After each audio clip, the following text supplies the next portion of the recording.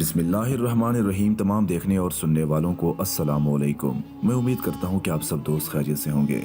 दोस्तों, अभी भी आपको एक अफसोसनाक खबर से आगाह करते चलें। एटमी साइंसदान डॉक्टर अब्दुल कदीर खान 86 वर्ष की उम्र में इंतकाल कर गए हैं।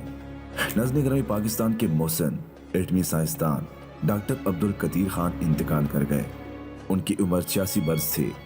बताया गया है कि गुज़िश्ता शब उनकी तबीयत खराब हुई, जिस पर उन्हें फौरी तौर पर अस्पताल मुंतकिल किया गया, ताहम वो जानवर ना हो सके।